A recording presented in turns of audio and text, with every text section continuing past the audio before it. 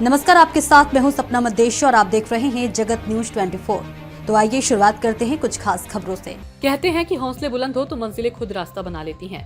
इस कहावत को सच साबित किया है मध्य प्रदेश के बड़वानी जिले के छोटे से गांव जुलवानिया के युवा आयुर्वेद चिकित्सक एवं आविष्कारक डॉक्टर जयपाल यादव तथा पार्वती यादव ने सीमित संसाधनों, आधुनिक रिसर्च लैब के अभाव और अनेक चुनौतियों के बावजूद वर्षों तक लगातार शोध, धैर्य, संघर्ष और अथक मेहनत के बल पर दोनों ने ऐसा अभिनव मेडिकल आविष्कार विकसित किया जिसे भारत सरकार ने पेटेंट प्रदान कर सम्मानित किया है।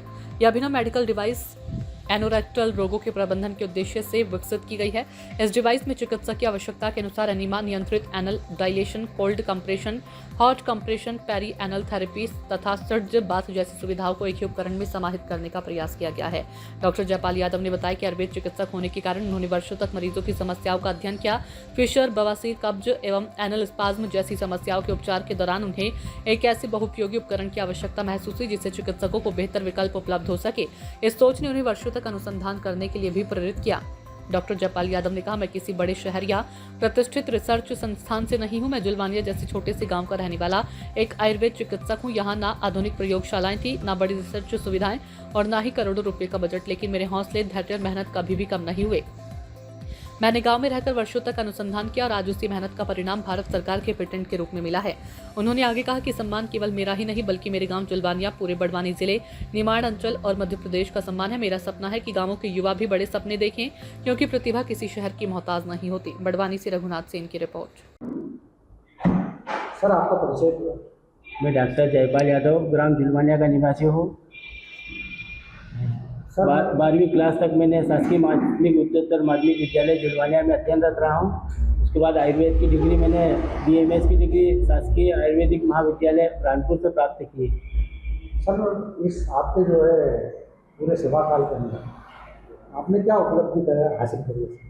पिछले 3 वर्षों से जनरल प्रैक्टिस हमने बंद कर दी थी। उसके बाद हम पाइल्स रोग से संबंधित बीमारी पर गहन शोध अध्ययन कर रहे थे। उसके संबंध में हमने एक उपकरण का निर्माण किया था और उस उपकरण को हमने भारत सरकार में पेटेंट के लिए आवेदन प्रस्तुत किया था, जिसे भारत सरकार ने हमें पेटेंट दे दिया है। सर, क्या विशेषता है? ये मशीन एक multi functional anorectal balloon device है। एक मशीन द्वारा कई प्रकार के कार्य किए जाते हैं। सर्वप्रथम इसमें हम बताएंगे कि जैसे आम समस्या कॉन्स्टिपेशन की है तो इस मशीन के द्वारा हम एनीमा देते हैं, जिससे कॉन्स्टिपेशन की समस्या खत्म हो जाती है। दूसरा, बवासीर में रक्त स्त्राव, जिसे हम खून का बहना कहते हैं, बहुत आम समस्या है, तो इस डिवाइस के माध्यम से हम हॉट कोल्ड कंप्रेस करते हैं, जिससे खून का बहना बंद हो जाता है। नमने के कारण उसको दर्द में तुरंत आराम मिल जाता है। दूसरा, इसे हम हार्ट कंप्रेशन करते हैं, जिससे एनल केनाल विस्तारित होती है, ब्लड फ्लो बढ़ता है, फीशर वगैरह के घाव हील होने में काफ़ी इससे मदद मिलती है। दूसरा ये कि जब फीशर हो जाता है तो उसमें एक लेटरल इंटरनल स्फिंक्टोटॉमी सर्जरी का विकल्प रहता है। तो हमारी बहुत कोशिश इसमें ये कि हम उस सर्जरी तक न जा पाए और इससे एनल केनाल डायलेटेशन करते हैं, जिससे एनल केनाल में होने वाले टिश्यू विस्तारित होते हैं। इंटरनल स्फिंक्टर का जो स्पाज्म होता है वो इससे दूर होता है, जिससे फीसर का घाव भरने में बहुत मदद मिलती है और बहुत हद तक ऐसी संभावना हो सकती है कि ये फीसर को बहुत अच्छे से ठीक कर देता है। सर, इसके निर्माण के लिए जो आपने जो अपना समय दिया सर, तो कितने वर्ष लगे सर इसके अंदर? 3 साल से हम लगातार इसी उपकरण पर मेहनत कर रहे हैं। अच्छा, इस दौरान आपको कुछ पारिवारिक सामाजिक समस्या या आर्थिक समस्या भी? आर्थिक समस्या हमको बहुत आई। पहले हम जनरल प्रैक्टिस करते थे, 3 साल से हमने वो प्रैक्टिस बंद कर दी थी, तो उस कारण जनरल मरीज हम देख नहीं पाते थे। सिर्फ बवासीर से संबंधित पेशेंट आते थे, तो आर्थिक समस्याएं बहुत है, क्योंकि उसको उपकरण को बनाना, इसका पेटेंट कराना, इसको मेंटेन करना, इसके अलग अलग पार्ट्स लाना, इसको जोड़ना, इसको देखना। कई बार डिवाइस फेल भी हो जाता है, कई बार एक जैसी चीज़ बन नहीं पाती है, तो इसमें हमको बहुत खर्चा आ गया और बहुत समय, और कई बार थोड़ा सा सही बन भी नहीं पाता। उसके बाद हमने बार बार कोशिश करी और बार बार इसका निर्माण करा और आखिरी में हमने सफलता प्राप्त की। जी सर, मरीजों को क्या फ़ायदा पहुँचा? हाँ, मरीजों को इससे बहुत फ़ायदा है। मरीजों से इससे कि कम समय में उपचार हो जाएगा।